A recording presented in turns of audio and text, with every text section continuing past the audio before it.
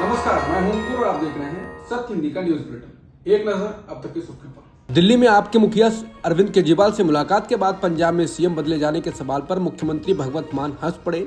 दिल्ली विधानसभा चुनाव में पार्टी को मिली हार के बाद पंजाब के सीएम पद को लेकर सियासी गलियारे में अटकलें लगने लगी हैं। सीएम मान से जब इन अटकलों पर सवाल किया गया तो उन्होंने कहा कि उन्हें कहने दीजिए। उन्होंने पंजाब की आप इकाई में किसी तरह के असंतोष के कांग्रेस के दावों को भी सिरे से खारिज किया और कहा कि पार्टी के नेता और कार्यकर्ता समर्पित हैं। इसके साथ ही उन्होंने कहा कि हमें मिलकर काम करना है। हमारी पार्टी काम के नाम पर जानी जाती है। हम किसी धर्म और पैसे बांटने या गुंडागर्दी की राजनीति नहीं करते हैं। आज की मुलाकात में दिल्ली की भी पूरी टीम थी। 2 साल अभी बाकी हैं। पंजाब को हम ऐसा मॉडल बना देंगे जो पूरे देश को दिखाएंगे। दिल्ली विधानसभा चुनाव के नतीजे आने के बाद से आप चर्चा में हैं। पंजाब में कांग्रेस नेता प्रताप सिंह बाजवा ने यह दावा किया था कि आपके 30 विधायक कांग्रेस के संपर्क में हैं। इस मामले पर पंजाब के मुख्यमंत्री भगवंत मान ने कहा कि प्रताप सिंह बाजवा तो 3.25 साल से यही कह रहे हैं, उनको कहने दीजिए, उनके पास तो विधायक है नहीं। मान ने कहा कि कांग्रेस को बोलिए कि हमारे विधायकों की गिनती मत करो, अपने गिन लो। वो तो कहते रहते हैं, वो पहले भी कहते थे 40 आ रहे हैं, 20 आ रहे हैं, ये इनकी फितरत है। उन्होंने कहा कि हमारे खून पसीने से पार्टी बनाई गई है। हमने मेहनत करके घर घर जाकर, गांव में जाकर, कस्बों में जाकर, शहरों में जाकर पार्टी बनाई है। उनके यहाँ कल्चर है इधर जाने का, उधर जाने का, फिर वापस आने का, तो उनको बोलने दीजिए। दिल्ली में आपकी हार के बाद पंजाब की राजनीति में चर्चाओं का दौर शुरू हो गया है। सियासी गलियारों में ये अटकलें लगाई जा रही हैं कि पार्टी पंजाब में बड़ा फेरबदल करने की तैयारी में है। पंजाब के विधायकों और सीएम की दिल्ली में केजरीवाल के द्वारा बैठक लिए जाने पर बीजेपी नेता मनजिंदर सिंह सिरसा ने कहा है कि केजरीवाल अपनी सत्ता बचाने के लिए पंजाब के विधायकों पर दबाव बना रहे हैं। भगवंत मान को अयोग्य साबित करने की कोशिश की जा रही है ताकि खुद मुख्यमंत्री की कुर्सी संभाल सके। सिरसा ने कहा कि केजरीवाल अगले 1 महीने में पंजाब के सीएम को कुर्सी से हटवा देंगे। सब कुछ पहले से तय है। उन्होंने कहा कि केजरीवाल फिर विधायकों के साथ बैठक करेंगे, फिर खबरें चलेंगी कि भगवंत मान ने पंजाब में काम नहीं किया, नशा बिक रहा है, बहुत क्राइम हो गया है। केजरीवाल नहीं बोलेंगे लेकिन अखबार में खबरें छपेंगी। फिर केजरीवाल फिर पंजाब जाएंगे और फिर कहा जाएगा कि मान को हम सीएम बर्दाश्त नहीं कर सकते। केजरीवाल को मसीहा के तौर पर पेश किया जाएगा। फिर केजरीवाल को सीएम की कुर्सी पर बैठने की कोशिश होगी, हालांकि बैठा नहीं पाएंगे।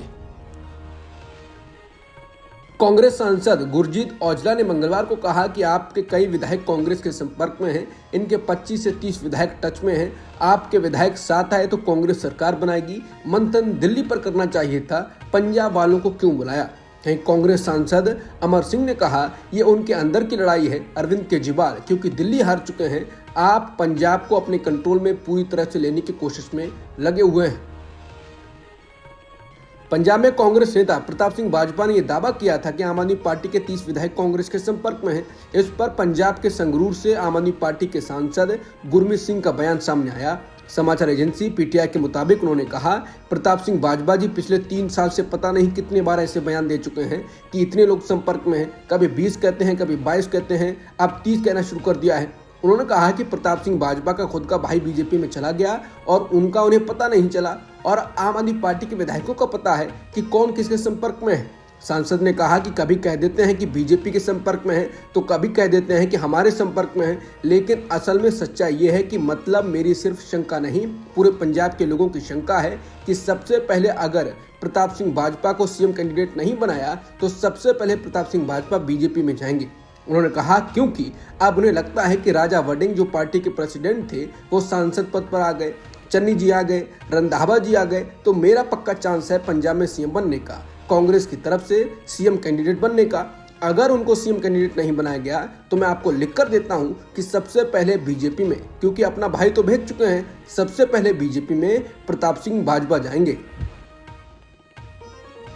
केंद्र सरकार के आदेश के बाद YouTube पर समय रैना के शो इंडियाज गॉट टैलेंट के उस एपिसोड को ब्लॉक कर दिया गया है जिसमें रणवीर इलाहाबादिया के एक आपत्तिजनक टिप्पणी थी। इस टिप्पणी पर इलाहाबादिया की काफी आलोचना हुई। भारत सरकार के सूचना एवं प्रसारण मंत्रालय में वरिष्ठ सलाहकार कंचन गुप्ता ने इसकी जानकारी सोशल मीडिया प्लेटफॉर्म एक्स पर दी। कंचन गुप्ता ने कहा कि ऐसा भारत सरकार के आदेश के बाद किया गया है। बता दें, रणवीर इलाहाबादिया ने इंडियाज गॉट टैलेंट शो में एक प्रतिभागी के माता पिता के निजी संबंधों पर सवाल किया था। इस पर जब उनकी आलोचना होने लगी थी तो उन्होंने माफी भी मांगी। लोकसभा स्पीकर ओम बिरला ने मंगलवार को संसद में सांसदों को बताया कि अब से संसद की कार्यवाही 6 अन्य भाषाओं में भी उपलब्ध कराई जाएगी। समाचार एजेंसी पीटीआई के मुताबिक उन्होंने कहा कि मुझे घोषणा करते हुए अत्यंत प्रसन्नता हो रही है कि हिंदी और अंग्रेजी के अलावा 10 भाषाओं यानी असमिया, बंगाली, गुजराती, कन्नड़, मलयालम, मराठी, उड़िया, पंजाबी, तमिल और तेलुगु भाषा में संसद की कार्यवाही पहले से उपलब्ध थी। स्पीकर बिरला ने कहा, अब हमने 6 और भाषाओं में यानी बोडो, डोगरी, मैथिली, मणिपुरी, संस्कृत और उर्दू को भी इसमें शामिल किया है। उन्होंने कहा कि इसी के साथ जो अतिरिक्त 16 भाषाएं हैं, जैसे मानव संसाधन मिल रहा है, हमारी कोशिश है कि उनमें रूपांतरण कर सकें।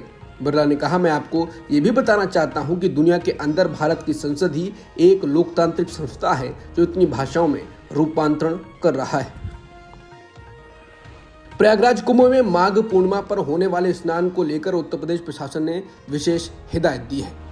उत्तर प्रदेश सरकार के एक्स हैंडल पर विशेष यातायात योजना के बारे में जानकारी दी गई। इसके मुताबिक 11 फरवरी 2025 को सुबह 4 बजे से संपूर्ण मेला क्षेत्र को नो व्हीकल जोन घोषित किया गया है। साथ ही प्रशासन द्वारा संबंधित रूट की पार्किंग में वाहन पार्क कराने की भी बात कही गई है।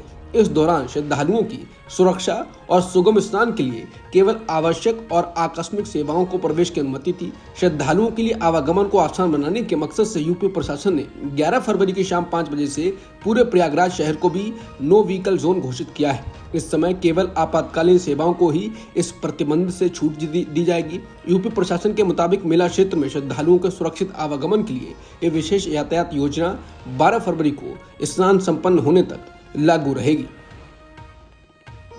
उत्तर प्रदेश के महाकुंभ में इस समय महाजाम की स्थिति बनी हुई है। कई घंटों से लोग सड़कों पर फंसे हुए हैं। तमाम बड़े आला अधिकारी जमीन पर मौजूद हैं। सभी अधिकारी ट्रैफिक को दुरुस्त करने की कोशिश कर रहे हैं, लेकिन ज्यादा स्थिति सुधरती हुई नहीं दिखाई दे रही है। इसी वजह से सीएम योगी आदित्यनाथ ने सोमवार को एक हाई लेवल मीटिंग बुलाई, जिसमें सभी आला अधिकारी भी मौजूद थे। उस मीटिंग के दौरान सीएम योगी की तरफ से कई अधिकारियों की फटकार लगाई गई। दो टूक कहा गया कि जिस दिन भगदड़ हुई, बाद में जाम लगना शुरू हुआ। कई अधिकारी मौके से ही नदारद थे। उनकी तरफ से समय रहते कोई एक्शन नहीं लिया गया। सीएम योगी ने मीटिंग के दौरान सबसे ज्यादा प्रयागराज जोन के एडीजी भानु भास्कर और एडीजी ट्रैफिक सत्यनारायण पर निशाना साधा। महाकुंभ की जिम्मेदारी इन दोनों अधिकारियों के ऊपर थी। ट्रैफिक की व्यवस्था भी दुरुस्त रखनी थी, लेकिन क्योंकि पिछले कुछ दिनों में महाकुंभ में जाम लग रहा, सीएम योगी ने अधिकारियों को फटकार लगाई। बताया जा रहा है कि सीएम योगी ने बैठक के दौरान कहा कि जिस तरीके से आला अधिकारी मेला क्षेत्र से गायब दिखाई दिए, उन पर सस्पेंशन की कार्रवाई की जा सकती है।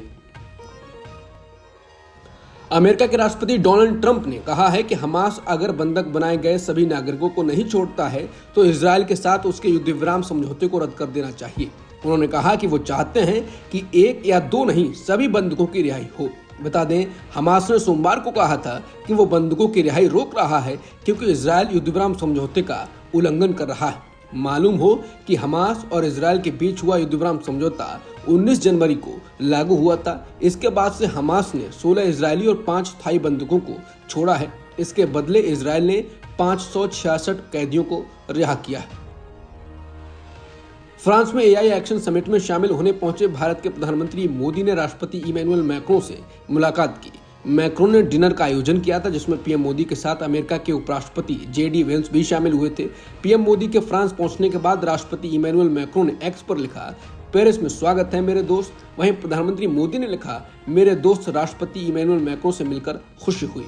दरअसल प्रधानमंत्री मोदी 3 दिवसीय यात्रा के लिए सोमवार को फ्रांस रवाना हुए हैं। इस यात्रा के दौरान प्रधानमंत्री मोदी पेरिस में आयोजित होने वाली एआई एक्शन समिट में हिस्सा लेंगे। समिट को लेकर राष्ट्रपति मैक्रों ने लिखा, हमारे सभी साझेदारों का एआई एक्शन समिट के लिए स्वागत है। चलिए काम शुरू करते हैं। इस समिट में दोनों देशों के नेता बिजनेस लीडर्स को संबोधित करेंगे। प्रधानमंत्री मोदी इसके बाद अमेरिका की यात्रा पर भी जाएंगे।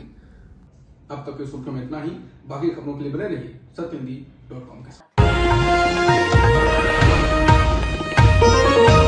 Copyright disclaimer under Section 107 of the Copyright Act 1976. Allowance is made for fair use for purposes such as criticism, comment, news reporting, scholarship, and research. Fair use is a use permitted by copyright statute that might otherwise be infringing.